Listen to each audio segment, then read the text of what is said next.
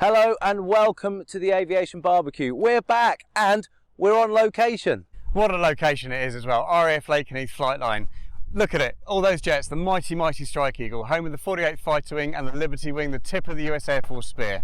And we're here to talk to a man called Crow.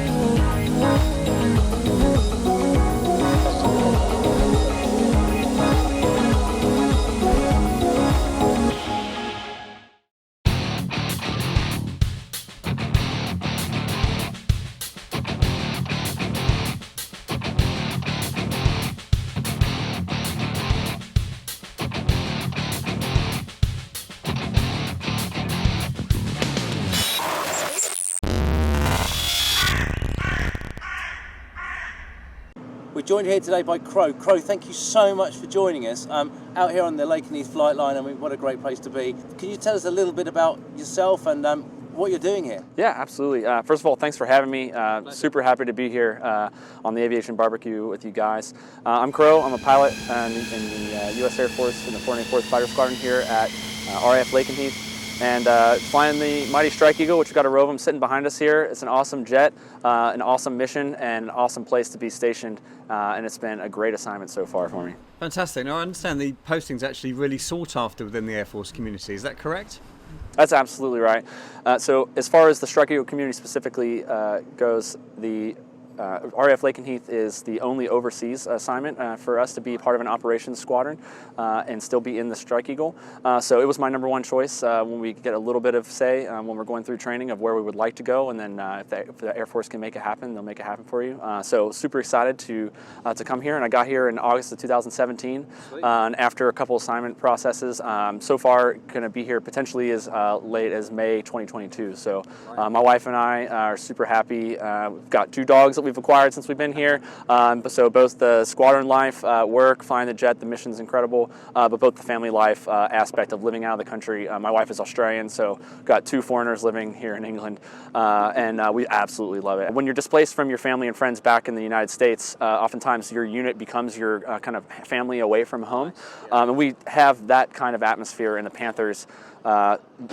Very much, but from the commander all the way down through our newest lieutenants in the squadron, and even our enlisted support folks as well. Everyone looks after each other, takes care of each other, and gets along really well. It makes the Panther family really a special place to be. So tell me, what about the flying? It doesn't get any better. The airspace here is unique. There's a lot of similarities to the airspace in the U.S., but there's also a lot of differences that actually give us a lot more freedom in some cases.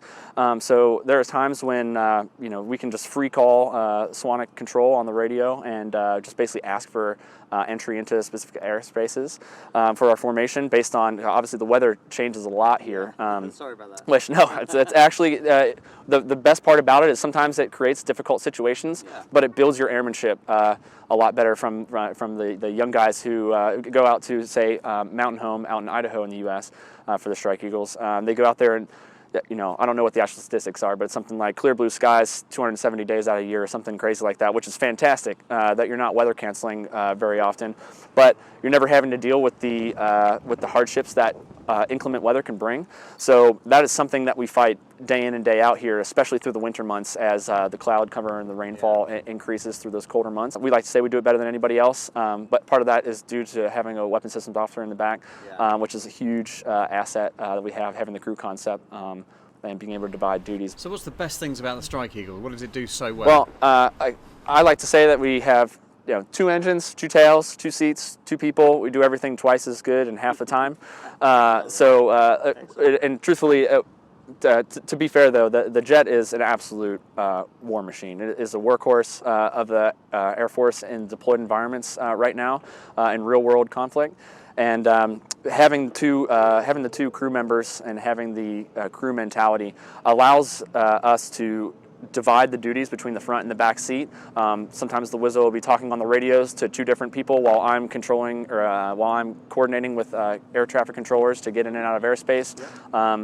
In a actual like tactical environment, I can be running the air-to-air radar and potentially firing missiles at enemy jets while the Wizzo is simultaneously targeting weapons, and all he has to do is say air-to-ground mode. It just takes one click of my thumb, and then we're into air-to-ground mode, and then we can drop a bomb and then right back into air-to-air mode and then fire a missile, all within just a matter of seconds. Now, being part of the Liberty Wing, the 48th Fighter Wing, you're a very busy squadron. You're on deployment a lot, you're out on TDY a lot. Tell us a little about that. Absolutely, yeah. So this year obviously has been quieter with all the COVID ops for everybody. Canceled a lot of TDYs and a lot of trips here and there, and obviously spread out our operations where we were flying less towards the beginning of the year. But now we're back to pretty normal operations. I'm not sure what TDYs are on the schedule, but I know that there's some that are starting to pop back up as basically as the pandemic is becoming moderately more controlled, and we're starting to figure out how to operate within those constraints. And then obviously, the real world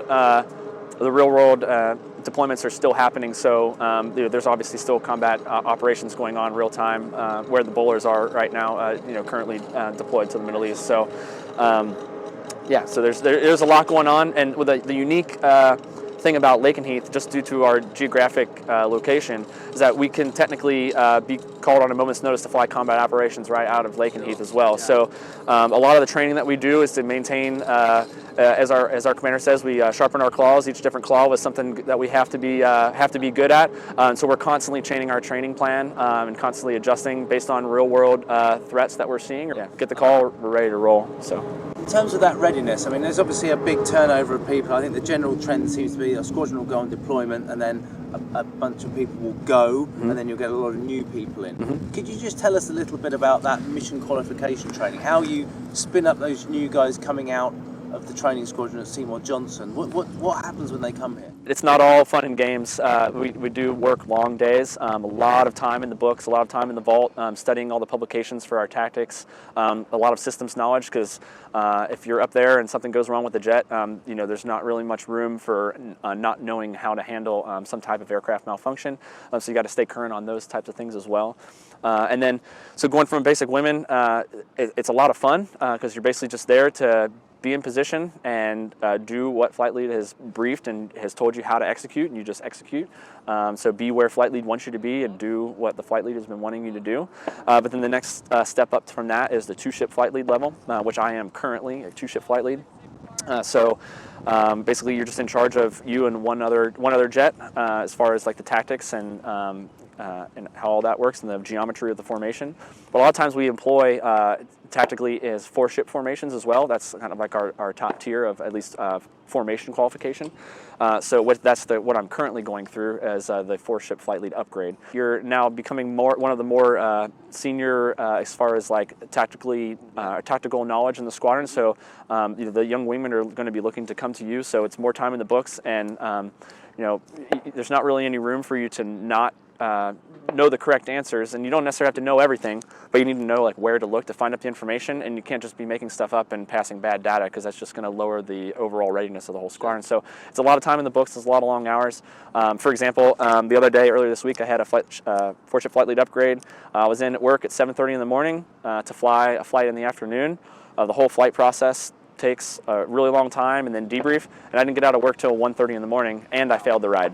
So I didn't meet the standard, so I'm going to see that ride again. Of course, nobody likes to fail, especially like getting to be a fighter pilot.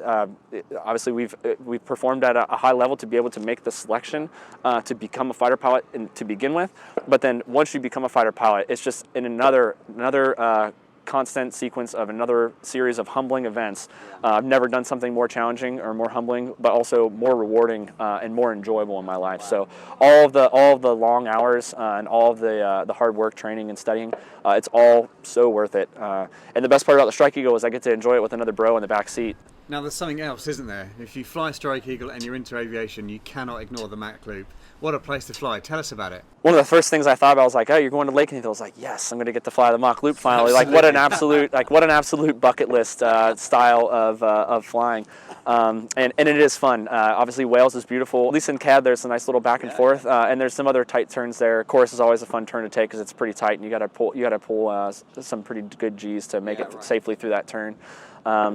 But whether it's the Mach Loop in Wales or low flying up in Scotland, or even low flying in the Lake District, which personally, sorry to the Mach Loop fans, Lake District, as far as tactical low level flying, that's where my choice is. The terrain there, we've got very steep rising mountains in a very small area, creates a lot of nice valleys to run through. Up in Scotland, you've got basically you can almost low fly the entire country if you've got enough gas. So sometimes you get some tanker support. You can book a low fly and fly the whole country there. Learning how to tactically maneuver the jet and stay low and sharpen that claw, if you will, is something that we jump at the chance to do. Obviously, flying low to the ground is super fun just from a pilot's perspective, or wizard's perspective. It's fun to just rage low because it's a blast. But truthfully, if we ever found ourselves in a conflict where we need to be flying low, like we fly around here and we fly like you're not going to get close to the ground. Obviously, especially over land because of populated areas, there's no reason to be low to the ground and flying like aggressively, tactically fighting other jets. But if we were in a real world conflict, you better believe we're going to be down at at the treetop level, trying to avoid getting targeted. RAF. Any radio, any aircraft request 212 ship box 15 Echoes entering LFA 7. This time traveling south to north, 2 turns in the Mach Loop and then position identity 5 pass. Cross 50 before that. Take your target. Target North Kirby south.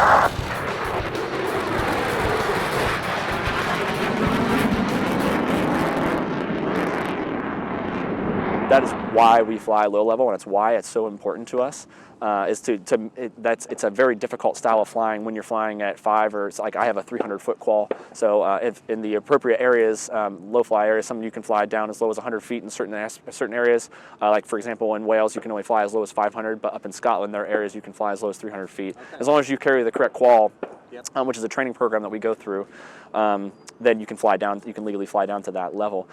So the difference from flying at 500 feet down to 300 feet, you think it's only 200 feet difference, but it is a significant difference when you're traveling at 500 knots.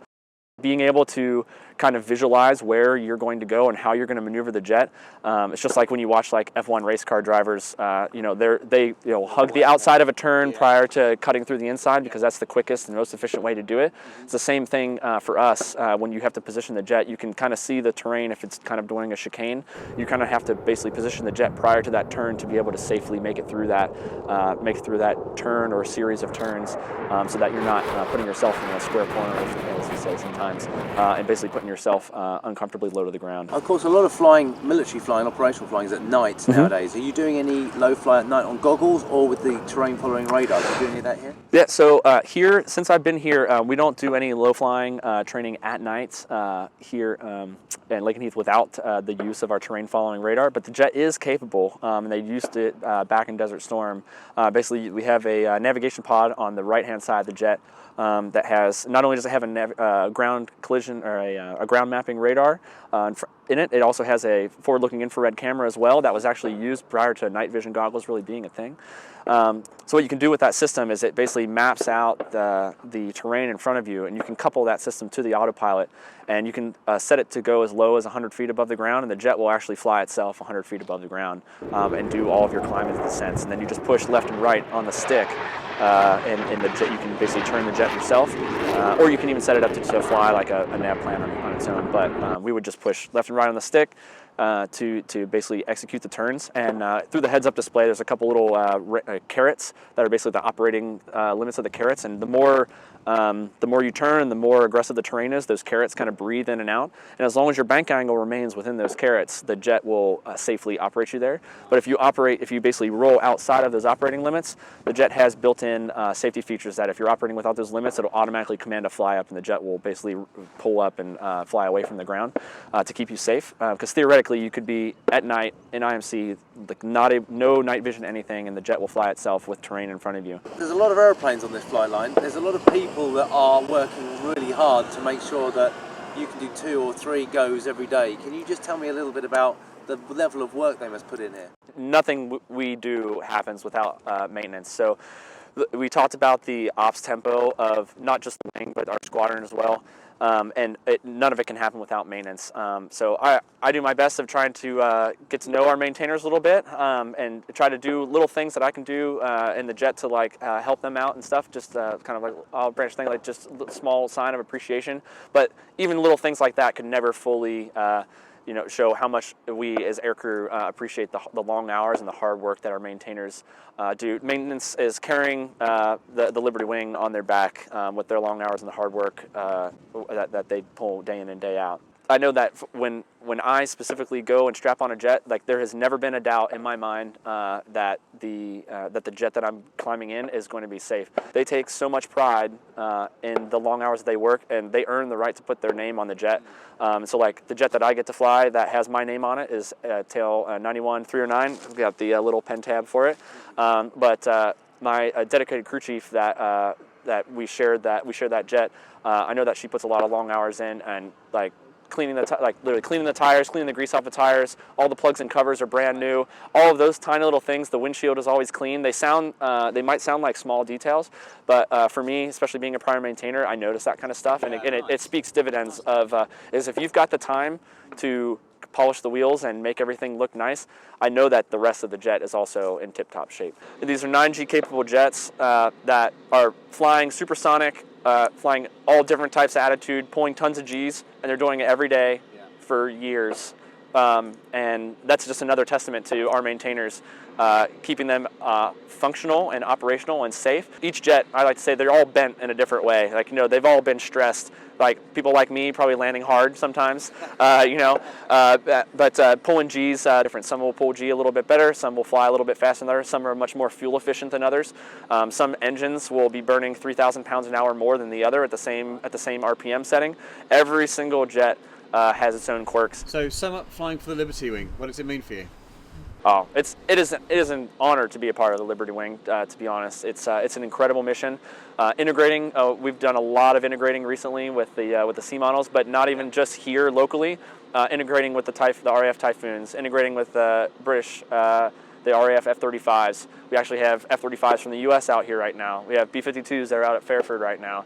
We're working with the Dutch. We had their F-35s and F-16s. We actually had F-16s come up from Italy yesterday. We've got the Buzzards who are here visiting, but we also had the Triple Nickel, that's the other squadron down at Aviano. All of those assets that I just talked about were part of a big point-blank exercise out over the North Sea yesterday that I got to fly Blue Air for. So the overall problem was we had to defend a target line for 3 hours while just wave after wave after wave of enemy aircraft come at you.